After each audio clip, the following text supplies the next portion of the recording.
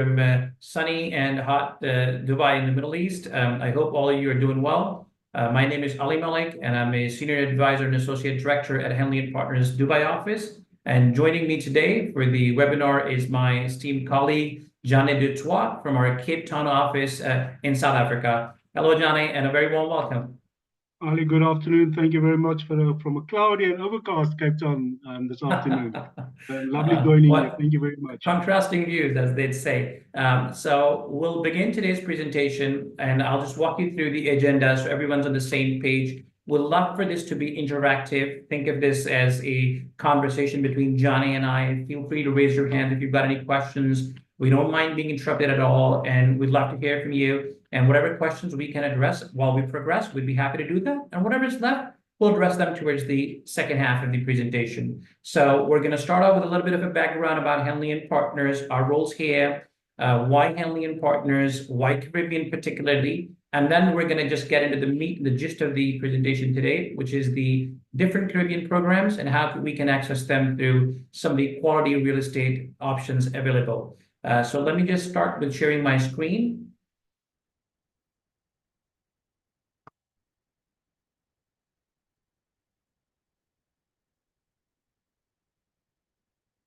So we'll begin with the why Henley & Partners. This is a question that we hear from clients all the time. And for those of you that are not familiar with Henley, Henley is by far one of the most reputed, most widespread, and the biggest firm when it comes to investment by migration programs.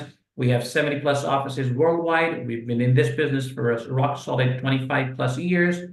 We have a whole variety of investment migration programs, from citizenship in Egypt to other programs in the Caribbean, to residents in Portugal, to Greece Golden Visa. We pretty much have all the bases covered with 40 plus investment migration options. We have advised successfully 25,000 plus clients, which speaks to the volume of applications that we process in every single year across our 70 plus offices. And of course, a big chunk of our mandate is the government advisory mandate, where we've advised 15 plus sovereign governments on most of these programs. And lastly, we have raised a staggering $15 billion in foreign direct investment via these programs. So by and far, the industry leader in this space.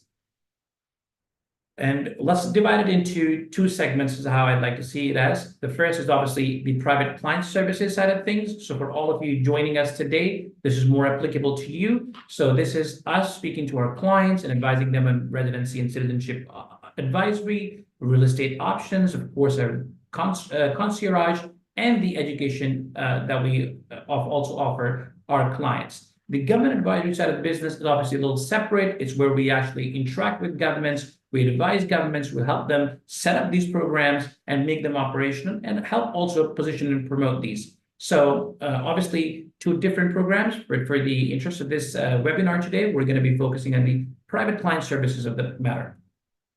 This obviously shows our offices. You can see them all the way from the US to the Middle East to Australia and Asia. We've got 14 offices and 16 in Europe. So we're very widely spread out. Obviously, I sit out of the Dubai office in the Middle East, and Johnny is from our office in Cape Town in South Africa. So we're your point persons here, but we've got the whole region covered with your respective client advisors and relationship managers. All right. Wealth planning is all the more pertinent, and we would like to think of it as something that's more of a necessity when it comes to high net worth individuals and ultra high net worth individuals.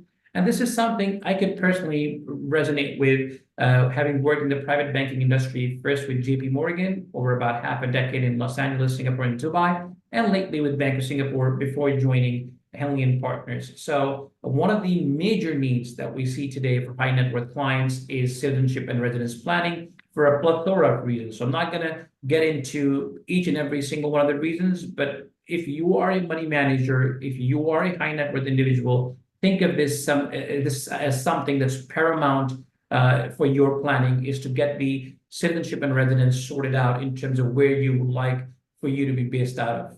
So it goes without saying, a very key component for anybody that's planning on for their network needs. And obviously, there's subtle differences, as most of you might be aware. Of course, we've got the resident bit of side of things and the citizenship bit. Residence and citizenship are remarkably different, of course. I live in Dubai right now, which means I am a resident of Dubai. Does not mean necessarily that I have a UAE citizenship. For the purposes of this webinar, we'll be focusing on citizenship. Citizenship, of course, can, in some cases, be passed on to future generations, allow international travel, affords protection from the state, is lifelong, and cannot be withdrawn except in special circumstances, and does not generally affect your tax status except for a handful of countries, predominantly one of the main focuses being the US.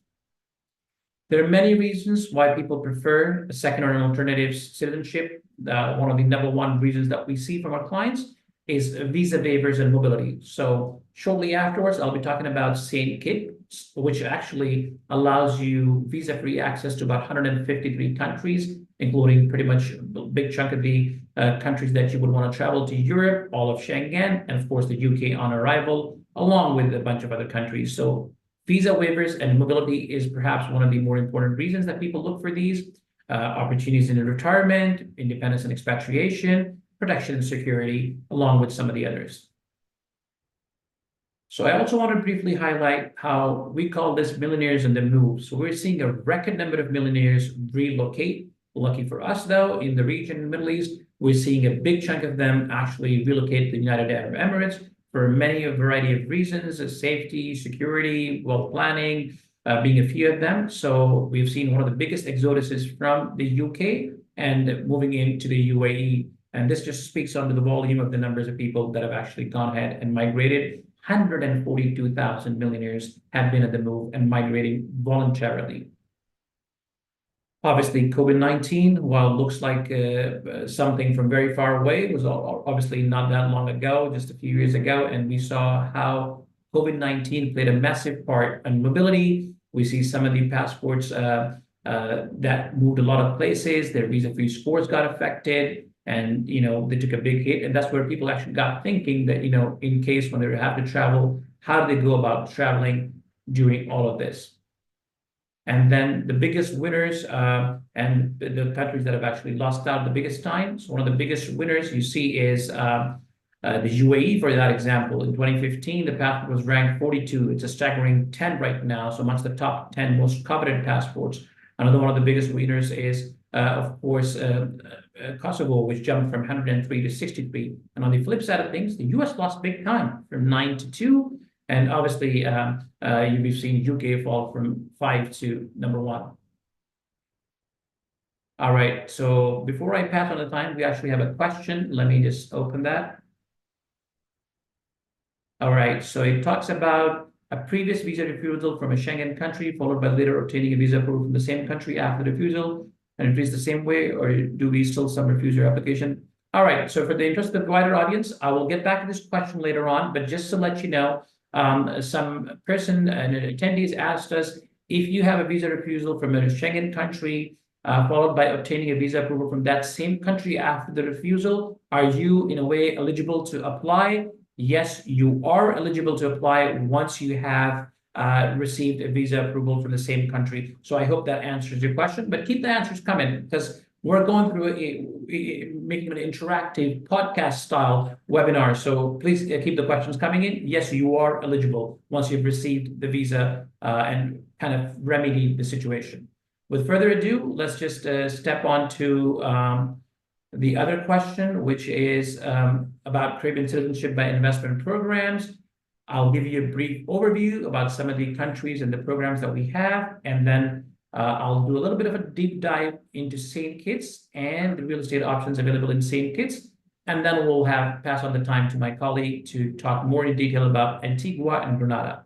So in terms of the Caribbean, I always like to say all 5 fingers are not the same. So they all have some similarities because they're all close by, they're all part of the West Indies, they all share some similarities, but at the same time, they're all very different in their own unique ways. And happy to address questions, take questions, and why you feel which ones do we like and which ones do we prefer over the others. But for the interest of this webinar, we'll keep it to 4. So we'll talk about St. Kitts and Nevis, and obviously I'll talk about St. Lucia briefly, and Johnny will then talk about Antigua and Grenada. So there are many differences. One of the main differences is visa-free access. So obviously, St. Kitts is the leader of the pack here with about 153 countries with visa-free access. They have minimum thresholds that vary from one to the other. There are different holding periods. And this is something that your advisors or relationship managers will be best able to help you actually finalize the program that best suits your needs, because each person can be unique. Somebody might have parents that are not too old, and one program might work better for them. Somebody might want to include their father-in-law or mother-in-law, and something might work better for them. Some people have older kids, and it all varies from one person to the other. But your advisors are best suited to actually help you with that. Obviously, this discusses the age limits, when parents can be included, parents can't. So we've given you a little bit of a summary, a little bit of a flavor to give you a feel of how things are going to go about it. So just go through this, and if you have any other questions, I've got another question from Nisar here. He says, do you think prices for the Caribbean will be reduced again, given that there is more competition? And another question from Nisar Gabriel is also St. Lucia and St. Kitts be passed down through generations, and Antigua, for example, cannot, and neither Caribbean can be passed on.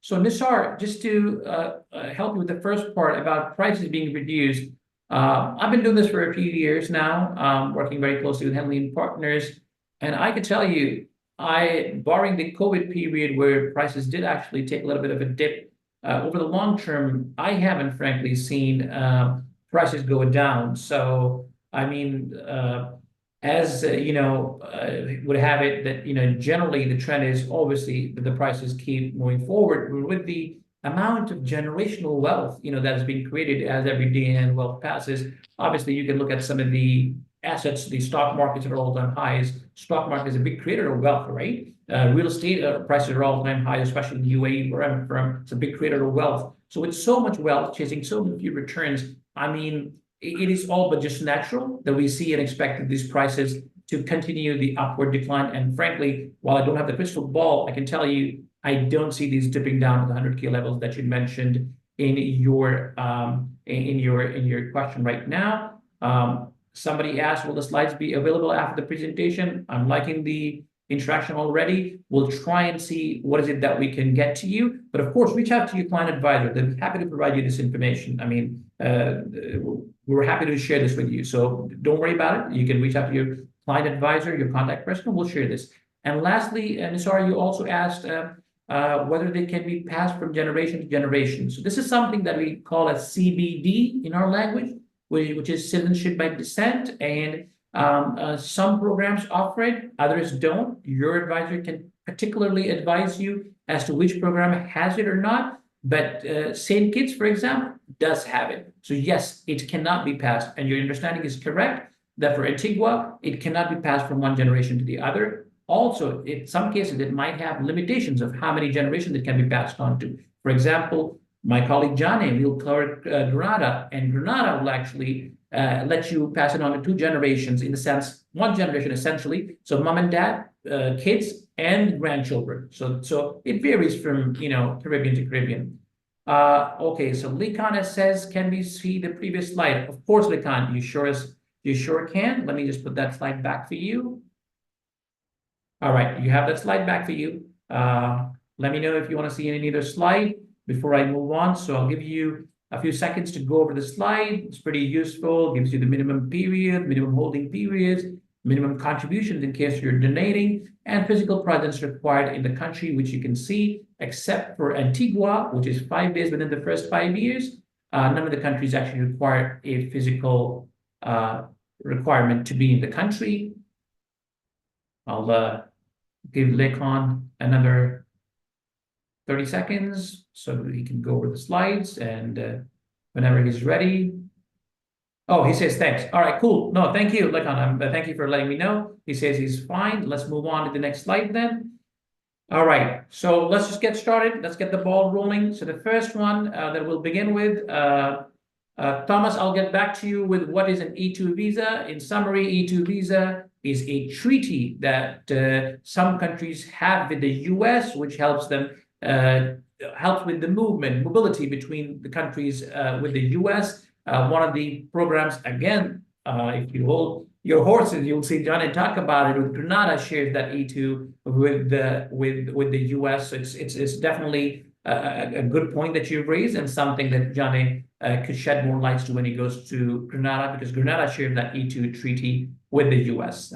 With your permission then, Thomas, I'll move on to St. Kitts and Nevis.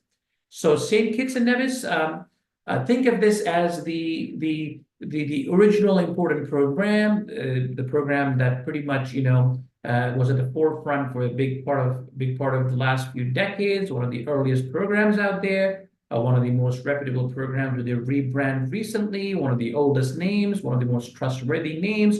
So obviously it's something that's, very popular, that's been around for a very long time. Clients feel a lot of comfort with this program. And let me move on to the next slide. So we'll be talking about the Royal St. Kitts Hotel, the Royal Villas, one of the oldest establishments actually in St. Kitts. You can actually pay 325,000 USD and get 1/30th of a villa ownership. So these are generally 3-bedroom villas, and you get fractional ownership for this. We're seeing a lot of questions. Let me run through this, and after I finish, I will get back to these questions, I assure you. It's a freehold title deed for each investor. At the moment, there's a construction status of 6 3-bedroom villas. Keep in mind, the 1/30th is fractional ownership. The forecasted return per annum is about 3.5% in rental pool. That, of course, assumes 75% accommodation. So accommodation rate of 75%, so keep that in mind. The location is top-notch. It's Frigate Bay St. Kitts. Hotel or rental operator is, of course, Royal St. Kitts Hotel Management itself. Now, you've got 3 options if you want to go ahead with this particular option for accessing the St. Kitts citizenship by investment. The first option is pretty straightforward. It's a luxurious villa. It usually goes for $1,750 a night. Top vacation spot, top place to spend your vacation. You just say, well, listen, I just want to use it for my family and my own consumption for 12 days a year, and you pay $100 minimum maintenance fee for 12 days a year. You use that, and you get to use it every year for 12 days, subject to availability, of course, and pay a maintenance fee of $1,200. So that's number 1. Number 2 is you can put your villa in a rental pool and have the management company manage it. So given an occupation rate of 75%, we assume this to come out to about $90,000 a year, which over the course of 7 years, $12,000 a year, which comes out to roughly about 3 to 4% in rental yield for you. So you can have them manage it for you, and they'll pay you around $12,000 a year. This, of course, includes the maintenance fee, and this includes the maintenance costs as well, basic maintenance costs, of course. And these first 2 options, by the way, give you a buyback option as well. The third one does not give you the buyback option. The buyback option is simply the developer telling you that for $130,000, not the full amount, but $130,000, they're happy to pay you $130,000 after 7 years and buy the property back from you. So whether you use it for 12 nights every year yourself, they'll still buy it back from you.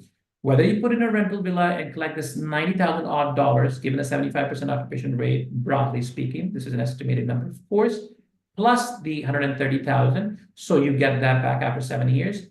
Or lastly, you could do this, but this third one, the leaseback option, unfortunately does not come with a rental, with a buyback guarantee of $130,000, but does come up with a payment of $55,000 that's rather promptly paid to you after you go ahead. So yeah, that's one thing to keep in mind. Let me move on to the next slide. So yes, again, to reiterate something that I already talked about, developer will buy back after 7 years at $130,000, only if option 1 or 2 are taken. So whether you're using it yourself or putting it in the rental pool, but not when you're leasing it back and getting that $50,000. Obviously, it's a big advantage. Investors will still have a physical address. There's a track record of clients selling and exiting out of this. Developer accepts crypto payments. We know crypto and digital assets such as Bitcoin are very, very popular and in demand. A lot of people think of it as storage of asset value. So the good thing is the developer accepts it. $20 million of resort investment in 2023, access to the Royal Plaza, the grocery, pharmacy, restaurants, and it's next to the Atlantic Beach and the Royal St. Kitts Golf Club. So before I get into Antigua and Barbuda, I would like to take a moment out and answer some of the questions that have come up. Is that okay with you, Johnny, if I do that? All right, thank you. So let me just open up the questions. Just bear with me 1 second.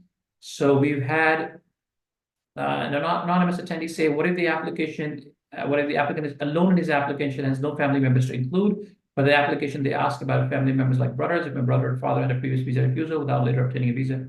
All right, so I get your question. If you are applying for yourself, and like you mentioned, you are a single applicant, you're not including any of the other family members, it should not play too big of a part if your father or your brother in this case has been refused a visa by a country where you have. What matters is with you, have you had a rejection? So if you've had a rejection, type it live and I'll be happy to answer that for you. Kind of give me your name as well so I know who I'm talking to. You can just give your first name if you want to remain anonymous. That's no problem at all. From what I see from your question or what I gauge, you don't have any rejections. Your family members do. So yeah, I mean, you just have to mention who your family members are as part of the application if you'd like to, but their visa rejections have no implication in you as far as I understand. Best, of course, check with your client advisor yourself, but as far as I'm understanding, what matters is, have you received those rejections or not? And if you've not, from what I understand, you should be good to go. The next question I have is from CE, who's an engineer from Nigeria. He says, if I have the money for citizenship by investment in St. Kitts, how do I go about it? Because I'm in West Africa, it's a bit difficult to get a hold of you guys from here. Well, CE, this is what we do this for. I'll share my email address and details with you, and I'll be happy to assist with you accordingly, or direct you to a client advisor that will be able to then get in touch with you. On the last slides, you can find the details, contact details for both Johnny and myself. Please feel free to reach out to either one of us if you need more information. So we'll be happy to assist you. I'll send this to you shortly. And then the next question after that is from what if the applicant, can you still apply for St. Lucia CBI through obligations and government bonds? If so, can you after that give a citizenship to your children and grandchildren? So great question again. So yes, St. Lucia, well, I'll just go ahead and then answer this for you. So St. Lucia, yes, you can apply through government bonds. So St. Lucia is a very interesting program where you basically invest $300,000 in a St. Lucia government bond. And what is a government bond? So for those of you that are not familiar with finance, a bond is a debt instrument whereby you invest in a corporate or a country, because there's some sovereign bonds out there as well. So John is from South Africa. MTN is a big debt issuer in South Africa. Another one of them is Naspers, these tech companies. There are some big issuers. Of course, the South African government by itself. I'm based out of UAE. So UAE government also issues debt. And what is your risk when you're investing in debt? Is that the entity that you're talking about does not default. So the secure the debt, the less the return, because you know they're not going anywhere. So for example, a small company will obviously give you a higher return because there are chances that they might go bankrupt. Whereas if you're buying a bond for an Apple company with all their hundreds of billions of dollars of cash stockpile, we know they're probably not going to go anywhere in 5 years. So they'll pay you a lesser return. In St. Lucia's case, the risk that you're taking on is the St. Lucia government, okay? And in this case, because you are receiving the citizenship in the end, there is no returns for you. It's a zero interest bond, okay? So normally bonds will have an interest, which is paid to you in the form of a coupon. Generally, it's paid to you in semi-annual terms. And sorry to get excited about this topic because that's what I used to do for a living for 15 years of my life, banking and advising clients on fixed income and stock market and everything. But in simplicity's sake, as long as St. Lucia's government does not default, you get your full money paid back after 5 years, but you don't get paid any interest during that 5 years. So so you don't get any interest paid. In return, you get your St. Lucia citizenship. Of course, there's other costs that you still have to pay, but a big chunk of that payment comes back to you. So I hope that answered your question. All right. I'll take last couple of questions before I let Johnny speak because the questions keep on rolling. Asif Hassan's asked me, I would like to know about US and Canada visa. Will it be easy to travel and where do you apply for these visas? I intend not to stay in the Caribbean. So how do you proceed with these visas? Asif, good point, good question. So Asif's asking, ladies and gentlemen, that he does not intend on staying in the Caribbean. This is to help with his mobility needs. Should he expect a better turnaround in US and Canada visas? Well, we cannot speak for the USICS or the Canadian Immigration Services, but what we have seen in our experience in the past is you will sometimes notice that if Asif is applying from passport A for a US and Canada visa, they might have a tougher time because of how the US is treating the country in passport A, whereas they might have a more lenient policy towards countries. So of course, when an investment officer is vetting you, they go through different parameters. One is the country that you're applying from, your personal qualifications, your background, financial statements. So yes, Asif, to briefly answer your question, if you are applying on a St. Kitts passport, I could potentially expect a faster turnaround time, a longer duration of a visa, and a more seamless process. So, and we've had a case where a client actually sent us a thank you message to one of my colleagues where they found it to be faster to get a visa for the US in that particular case with a Caribbean passport. So I hope that answered your question. And we've had 8 more questions, but I'll have to stop here and pass the time to Johnny. And Johnny, you can pick up some of the questions after your Antigua presentation to keep the audience engaged as well. But I'll let you start with Antigua, and you can pick up from the next question after Mr. Asif Hassan's question. It's from an anonymous attendee at 2:23 p.m. Over to you, sir.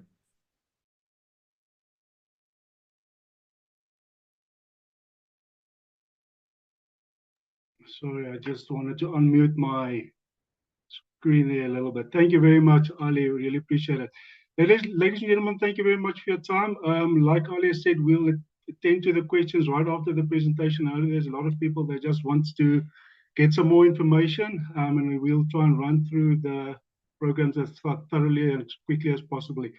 So let's quickly start off with Antigua and Barbuda. Now, obviously, for those of you who don't know Antigua and Barbuda, it is known for obviously all the Caribbeans, but specifically Antigua for lush tropical climate.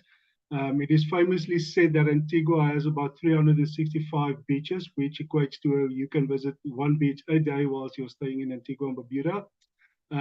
Tourism is the key driver for the nation's GDP, which generates around 60% of the island's income. And the program offers an excellent solution for individuals and families seeking access to the European and Caribbean markets. Some of the key benefits for the Antigua and Barbuda program is that it's got visa-free or visa on arrival to over 150 destinations, and more specifically, which is important for some of our African clients, is that it offers visa-free access into South Africa, which is, especially for business people, is quite attractive.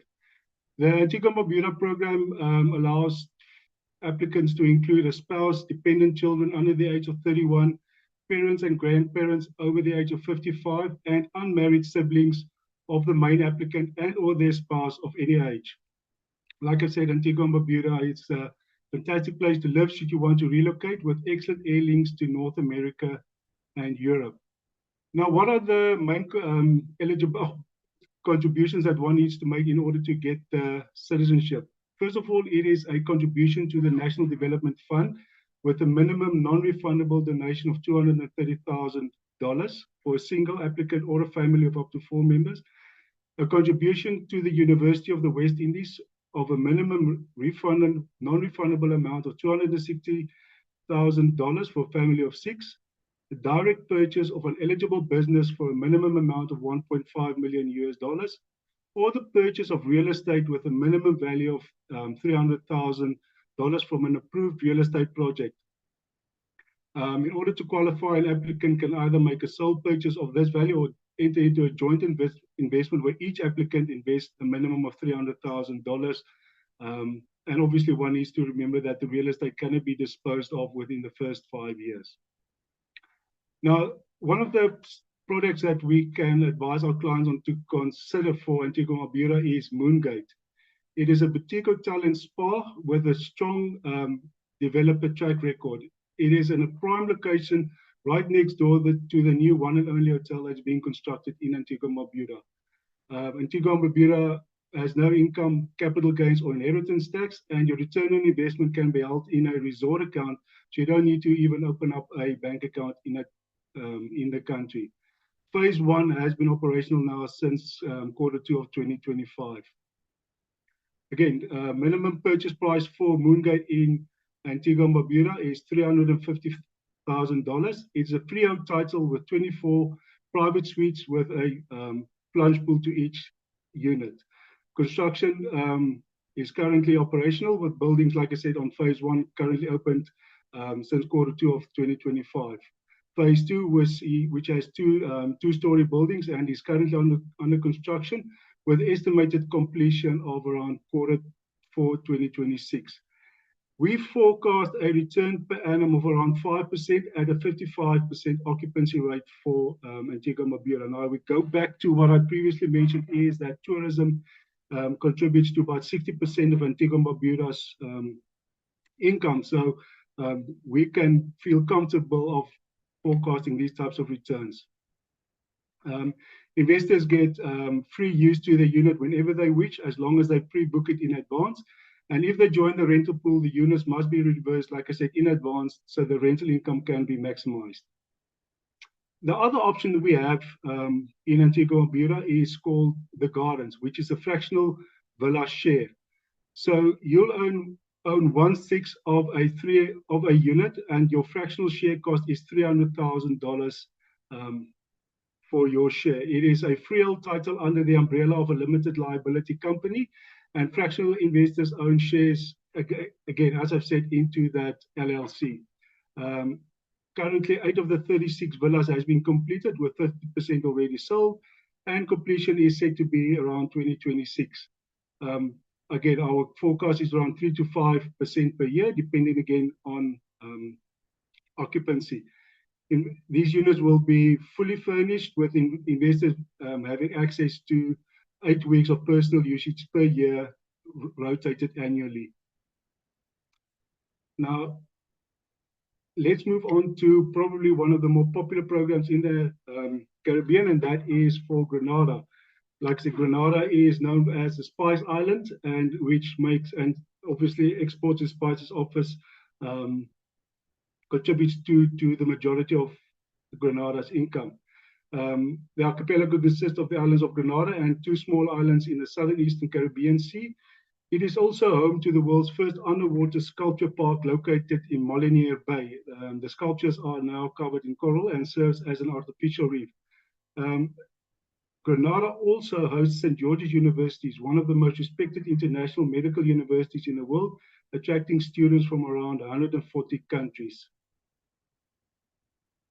Key benefits for the Grenadian program is it offers visa-free access to around 140 destinations, and because it holds the E2 treaty with the United States, one has the eligibility to apply for a USA non-immigrant investor visa after being domiciled in Grenada for a continuous period of 3 years. As Ali has alluded to previously, citizenship is transferable to new spouses and future generations. So citizenship by descent and citizens by marriage is allowed in Grenada. One can include a spouse, children under the age of 30, unmarried siblings age 18 and over. So there's no cut-off ages for siblings to be included in the application, as long as they are unmarried and over the age of 18. Parents and grandparents can also be included in the main applicant's application, as long as they are financially dependent on him or her. Qualifying conditions is a $235,000 donation to the National Transformation Fund for a single applicant or a family of 4 members. $270,000 purchase of real estate in an approved real estate project, plus an additional minimum non-refundable contribution of $50,000 for a single applicant or a family of up to 4 members. The real estate must be held for a period of 5 years, and if it is resold as a qualifying investment to another citizenship by investment, like I said, it can be sold after 5 years. Now, some of our offers that we have for Grenada is at the Intercontinental Grenada Resort. It is a share in a hotel with construction that has commenced in 2023 with completion in 2026. Minimum investment amount, like I said previously, is $270,000, and one gets 7 nights free per year at any of the developers' Caribbean hotels during construction. Thereafter, at the resort itself. Unfortunately, this offering is not available for US persons, as it needed to be registered with the relevant authorities in the US, which makes it not eligible for US persons. Oops, sorry about that. Again, it is on a 60-hectare site. It's going to be a 150-room luxury hotel with 30 private suites and an array of restaurants and bars. Currently, of the 1,250 shares, 1,141 has already been sold. So units are running out quickly, or available shares are running out should you be interested in these shares. Now, these are just some of these are the real estate offerings we are confident and in putting forward to our clientele. So myself and Ali will gladly answer any questions that you might have regarding these two CBI programs, as well as the associated real estate projects. Perfect. Ali. Thank you so much, Jane.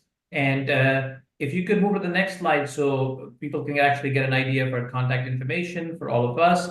Isabel's going to be joining us in the last session later from our Miami office in the US. But for now, you've got Jane's contact details right there, his cell phone and email, and same for me. Please feel free to reach out. In the interest of time, and because we've had such a big buildup of questions, let's try to answer them as fast as possible. So there's an anonymous attendee who's asked at 2:23 p.m., is there any program that allows you to buy real estate with 10 other selected persons of your choice and all get the citizenship? Can I pay $300,000 for real estate, but do it with 10 other persons? The answer for this one is very short and sweet. No, unfortunately, you cannot pull in with 10 other people and apply for a $300,000 real estate. So I hope that answers your question. Another one we have, are we paying both investment and donation, or can we choose either one? Well, you'll be going through either or. So you'd either be going through a donation route or through an investment route, which is investing in the real estate. Sometimes, in some cases, even though you're going through the real estate route, it might be that a small donation is required to the government on top of the real estate, but that is, of course, not as significant as the donation by itself. So I hope that answers your question as well. We've got another one saying, are there any personal incentives if I move my business to Antigua, Barbuda, from a UK Canadian citizen? Johnny, this is for Antigua. He's asking, are there any personal incentives for me for moving my business from the UK/Canada to Antigua? Ali, thank you very much. I think this is obviously, we're not tax advisors, but there's obviously no personal income tax, no corporate and resident taxes in Antigua and Barbuda. So there will be personal incentives for people if they want to move there or get a citizenship of Antigua and Barbuda and St. Kitts and Nevis. Again, we aren't allowed to give any tax advice. I'm not a tax practitioner. So best to check with qualified tax practitioners in order to get that. But yeah, as far as I know, no personal income taxes for Antigua and Barbuda or St. Kitts and Nevis. All right, got it. Thank you for that. And then we've got another one saying, what is the procedure to invest in real estate or citizenship by investment through crypto? As I believe I won't be able to directly invest with Bitcoin. Well, actually, the first one, this is again an anonymous attendee at 2:26 p.m. Well, the first one that we actually showed you, the Royal St. Kitts, they actually accept crypto. So they accept payment through Bitcoin and other crypto assets. So yes, they will be able to accept that. So yeah, there you have your answer. It was one of my earlier slides. You can send another message and I can send you more details on the project. But yes, Royal St. Kitts does accept crypto. We've got Muhammad Ali. How long does it take for St. Kitts citizenship program to go from the time of investment to receiving the passport? I've come across some troubling stories on Reddit and other forums where applicants have been waiting for over 18 months and still haven't received their passports. So Muhammad Ali shares the same namesake with my perhaps favorite athlete of all time, the great Muhammad Ali, the boxer. So, and obviously shares the second name with my first name, Ali. So Muhammad Ali, we of course on our end are not seeing anybody that I recall from the Henley office in Dubai, where it's taken anybody 18 months for St. Kitts. If anything, St. Kitts is actually very efficient, very speedy, and they're actually top notch in terms of processing and very efficient. So from what I would expect, and you said how long for the type of investment to receiving the passport. So actually, you don't even have to invest first. So first of all, you pay us the fee. You get your, it's called a retainer. Then you pay more fees in terms of submission of the application. So it's all gradual over the months. Only once you've been notified that your application has been successfully approved is when you make the big chunk of the investment.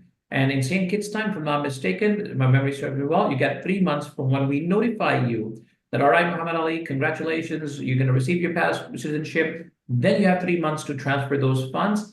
And from the time you've transferred those funds, I would be very surprised, even if it took 100 days from that point onwards. We generally say about 6 months, but that is from submission of the application. So from that point onwards, I'd say 3 to 4 months, you should have your passports. So very straightforward. I'm surprised at 18 months. But Reddit's got all sorts of stories. So I hope that answers your question. The next one, making payments through crypto, how do you show proof of funds? Jana, you want to maybe touch upon this? A gentleman's asking, or the lady's asking, I want to make payment through crypto. How do you show proof of funds? Ali, I'll need to get back to you. I not have that many people paying through crypto at this point in time. So unfortunately, I don't have that much experience of it. So I'll get back to the client on with Sure. And actually, because Royal St. Kitts is one that does accept crypto, so maybe I'll just take it from here onwards.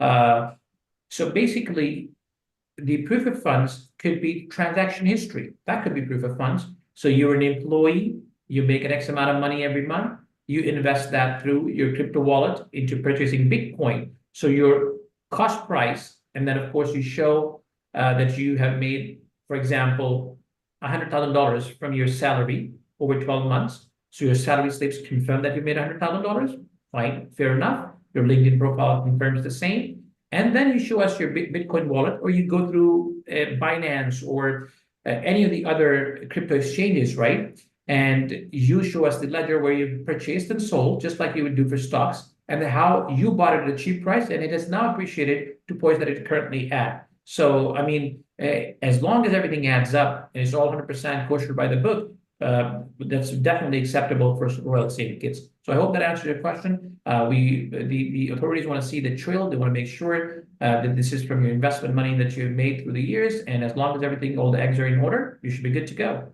Next one is from John Sani. John says, does the government contribution fund have a better approval rate than the investment route for a CIP program, or are they the same since it is non-refundable? Good question, John. Actually, there is no difference. If your application gets accepted, it gets accepted via donation or real estate. It doesn't matter. What matters is your profile. What matters is your background, your credentials. What matters is your due diligence that they run on you. If it all comes out fine, you have an equal chance via either route. So it's agnostic. It doesn't depend on that. So I hope that answered your question, John. If you have any other more questions, please feel free to type them away. We've got a few questions that have come up. We have Martin Nenham say, thank you for this opportunity. I am single and I want to apply for citizenship as an unmarried person. So what happens when I get married? It will be an easy task to add my spouse and children later. I forgot to add that I'm referring to Grenada in my earlier question. So Johnny, this is for Grenada. So Martin wants to know, if he gets Grenadian citizenship as a single person, would he be then able to add his future wife to the program? And if yes, and what about his future children? Can you shed some light? Yes, so this question come up quite regularly with clientele, and we've confirmed with the office in Grenada is that the Grenadian constitution does allow for citizenship by marriage and citizenship by descent for citizens of Grenada. So if you get married in the future, your future spouse can apply for citizenship of Grenada. So does your future children. So yes, they can get Grenadian citizenship. Oh, thank you. So yes, Martin, there you go. You have your question. Yes, it offers citizenship by marriage and also offers citizenship by descent. And John has answered that question. We've got an anonymous attendee at 2:30 p.m. What is the processing time for all CIP programs? Some say 12 to 15 months or more. And which country is known to have the fastest processing time? So good question again. And like I mentioned, all programs are not built the same. Different programs have different speeds. And in terms of my experience, I would say Grenada moves at a very quick pace, and I think Johnny can confirm that. And also, St. Kitts is very efficient. So these two programs I've seen have a great track record. And at Henley, we go by our own internal statistics as well. So we look at our own internal processing times, and our internal findings confirm the same, actually. The St. Kitts and Grenada are some of the fastest. So both of them, are top notch. I remember earlier this year, I had a gentleman, a family of 4 that I helped with Grenada. And from the time they submitted their application, within less than 120 days, from the time they submitted their application, less than 120 days, their passport was issued. So phenomenal. Less than 4 months for Grenada is a personal experience that I've had earlier this year. John, do you want to shed some light on speeds that you're seeing on your end? I'm sorry, Oleg. I just want to add to that, and this is where we need to discuss also that the processing timelines of these applications also has a lot to do with clients cooperating, supplying the correct documentation. And I know, unfortunately, and I've seen for example, with South Africa, getting sometimes supporting documentation, get that notarized and apostilled for the application process does sometimes take time. So getting the supporting documentation in place also adds to potential delays in applications. But like you said, from the date that we submit your application to the relevant CIU, again, Grenada is currently averaging between 4 to 5 months, and Kitts and Nevis a little bit longer. And unfortunately, St. Lucia, I've seen now taking a bit longer, at about 12 to 14 months. So again, I just want to reiterate that getting supporting documentation in place to be able to submit your application also plays a crucial factor with regards to the submission timelines and getting your passport at the end of the day. Good point, and thank you for highlighting, because that helps people get more clarity. Thank you for that. We've got Peter at 2:40 p.m. Peter's got a couple of questions. What time does it take to process the citizenship for these countries mentioned? Peter, varies from country to country. From the time you give us all your documents and we submit your application, Grenada and St. Kitts happen to be some of the quickest. So from the time you've submitted your applications, within 6 to 8 months, you should receive the citizenship. Again, to Johnny's point, it also depends on how fast you submit your application. But from the time you submitted your application to receiving the passports, it varies from country to country, the fastest being Grenada and St. Kitts, in my experience, 6 to 8 months. I hope that answers your question. The second question that he has is, does the projects invested in have to be completed before the citizenship can be given in the countries in context? No, they don't have to be 100% completed, all of the whole project. Once the investment's made into the project, you can still get your citizenship. Johnny, is my understanding correct in that?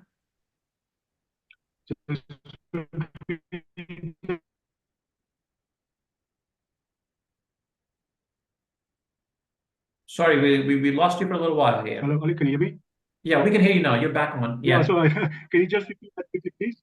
Yeah, so the question was, Peter's asking, we invest in these projects, but some of them are ongoing, and they might not be finished by the time we get our passport. So our passport is not contingent upon the construction of these being completed in full, correct? No, it is not dependent on it. As long as your application, and we can show that you have invested in this unit through your, let's call it title deed, for the lack of a better term. As long as we can show that you've invested in it and that your minimum investment amount was reached, then your application won't be affected if the development isn't completed yet. There you go, Peter. I hope you get your answer. So, like Johnny said, once you've got the title deed, that should be sufficient to go ahead and process your application. It does not have to be fully completed. We've got Asif. I think we've had a question from Asif before. As a Commonwealth member, do the children benefit in any sort of education in the UK as a Caribbean citizen like the British, or will it be considered as international student? A good question, Asif. I'm not entirely sure. This is maybe a question for our education team. If you don't mind dropping me an email with the with the question. I can try getting an answer for you because I want to tell you the correct information. Johnny, would you have any clarity on this? Do the children of Saint Kitts or a Canadian citizen benefit from education in the UK? I mean, obviously they get UK visa on arrival, but then in terms of education, would you know anything, or is it best suited for our education team to answer? Ollie, just as far as I understand, and again, I has discussed this with our education department a while back. They are still considered international students when applying to UK universities. What they are potentially eligible for are certain Commonwealth scholarships or bursaries that some of these universities do offer. So, unfortunately, they are still seen as international students. But again, as long as a university holds some sort of scholarship which benefits Commonwealth members, then they are eligible for that. Thank you so much for adding that. So yeah, international students, but eligible for some scholarships. So not as much preferential treatment as you might have been looking for there, Asif, but they are eligible to some scholarship treatments, will remain as international students though. Marwan has a question. Hi, Ali and Jane. Is the real estate route usually faster than the donation route? Marwan, not necessarily, even though that can be the case sometimes, but the speed is agnostic of whether you go via the real estate route or via the donation route. So it doesn't really matter. Both are the same.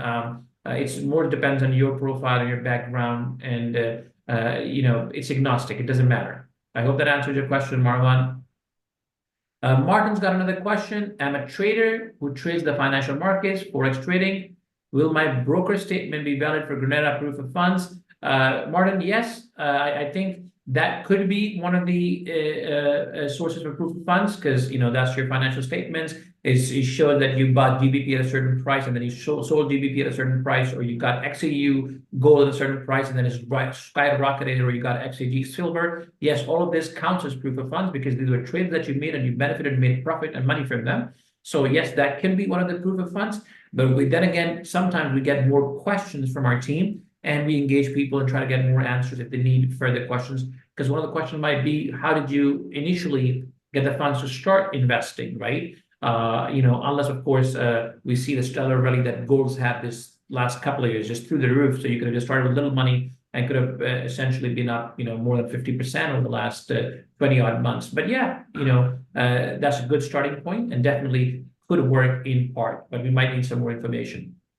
All right, oh wow, I need to catch my breath and maybe get a sip because the questions keep on rolling, which is a good sign. I will drink some water and have Johnny address this next one. Johnny, it says anonymous attendee at 2:48 p.m. In order to be eligible for E2 visa from Grenada, what's the minimum days each year staying in Grenada can be considered as being domiciled in Grenada for 3 consecutive years? Tough one. Yeah, it's a tough one. It's just something that came in a couple of years back.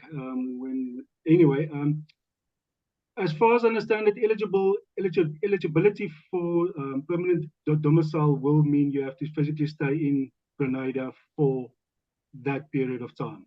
For 3 years, effectively, 180 days per year in Grenada to be able to be considered domiciled in Grenada.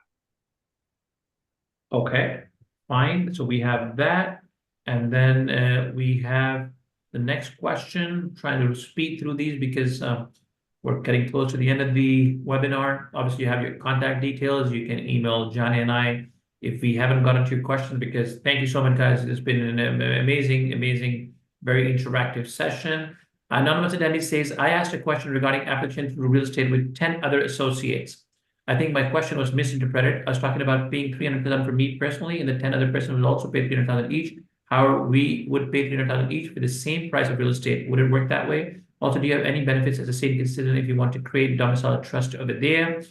So you are right. I'm sorry, I misunderstood your question, and thank you for elaborating it. Now you mentioned, I was talking about paying 300,000 for me personally, and the 10 other persons would also pay 300,000 each. However, we would pay 300,000 each for the same piece of real estate. Yes, in that case, Obviously, it's a fractional share. It's 1/30th of a share. So if all 10 of you are, so you all get 10 shares, which still will not give you the whole villa because it's 30 shares, but you will be 1/3 owners of it as a cumulative 11 people. So I hope that answered your question. Regarding, not a trust and estate wealth advisor. That's not my forte, but please drop me a line and I'll be happy to connect you with somebody on our team that has more knowledge on trusts and estate planning, because that's a good question about seeing kids citizen creating domicile and trust over there. Speed through some of the last questions. What are the costs I can expect to pay to Henley to support me through an application? We have our standard Henley fees. Obviously, it varies from family structure to family structure. It's a certain amount for single applicants, it's a certain amount for a family of 2 to 4, and it's a certain amount for families of 5 to about 8 people. For a single applicant, we're looking at around 40,000 USD in Henley fees. For a family of 2 to 4, we're looking at around 50,000 USD. From a family of 5 to 8, we're looking at around 8, we're looking at a price of the service being around 60,000 USD, over and above and beyond any other government and other fees that might be applicable. So this is Henley fees particularly. Okay, and what else do we have here? We just have, does Grenada require driver ID license to be included in the document checklist? Driver's ID license for Grenada. Oh, well, we have a separate team for documents. They're called relationship managers. Any insights? Because I don't know this from the top of my head. Johnny, would you know if driver's ID license is mandatory? No, it's not mandatory. Oh, it's not mandatory. So there you go. You have the answer. It's not mandatory as confirmed by Johnny. So you do not need to require driver's ID license for Grenada. Thank you for that, Johnny. We've got another question coming in, this time from Leonardo. So Leonardo is saying, is it mandatory to invest in these properties to get your help with my CIP? What happens if I buy some other real estate? Well, Leonardo, you can buy other real estate, but of course, we only work with certain developers. So we don't work with all the developers. So it has to be a developer that we work closely with. Because some of them we might not be compatible with, we might not, want to work with from a due diligence perspective, but you're not bound with these, and there are other developers that we might potentially work with, and you're not restricted to only these. So hope that answers your question, Leonardo. We've got Paul Jenkin. He says, thank you for this. I'm mainly interested in Antigua and Barbuda. So we'll throw this your way, Johnny. My question is about crypto payments for the donation option. Still applicable? Also, why does my child, who is 19 years old and no longer dependent, not eligible under my main application? So he's got 2 questions for you, Johnny. Number 1, he wants to know, can he use crypto for donation for Antigua? And second, he's asking, he's got a child who's 19 years old, but not dependent on him. Why is he not eligible to apply under the main application? So if you can briefly touch upon these. Look, it depends on what the CIU sees as financially dependent. And I've had clientele where the child was about 27 years old, was working, but still staying with a parent. So it does receive an income, but the CIU has certain cutoff criteria which they see a client will be financially dependent. So Paul, pop me a mail so we can run it through the CIU to see if we can potentially include your 19-year-old child. I mean, what's financially dependent for me is not necessarily financially dependent for the CIU and vice versa. With regards to crypto payments, again, pop me a mail and I'll get you the answer on that one. All right, perfect enough. Last 3 questions to wrap it up, and we're almost at the 1-hour mark already. Paul, I hope that answers your question, but you've got Johnny's contact info in case you want to get in touch with him for further questions. If the applicant has no work experience and he's in his 30s and the source of the money from family, will they get rejected? No. I mean, it could be inheritance. Not at all. This is not a base of rejection. So, I mean, people could be studying deep into their 30s, doing PhDs, masters, research. I mean, different people have different passions that they pursue. So no, it would be the source of money will be inheritance. Of course, they'd have to prove whether it's coming from their dad or their mom or their grandfather and how it's got passed and how they made their money. But no, this is not a basis of rejection at all. All right, we've Yeah, got so one just question quickly on from that, Marwan Ali, again. sorry, I If I just already hold two other passport, does it make any difference which one I use for the application? Well, you'd have to share both with us, Marwan. We'll need both because we asked for both. So it's not that you can use one or the other. It's just 100% transparent. We're helping you get a third one, and you'll have to share both with us. And last question for the day, does these type of CIPs give you immediate fiscal residence, or is it a different path for it? I don't really understand the question, Johnny. Do you? What is fiscal residence? I mean, Yeah, so maybe, obviously, if you need to reside in the country to in order to have physical residency in that country. And obviously, um, being that there is no physical residency requirement, then obviously you need to choose another path for it. So either relocating to that country in question in order to get a physical residency in the country. okay, perfect.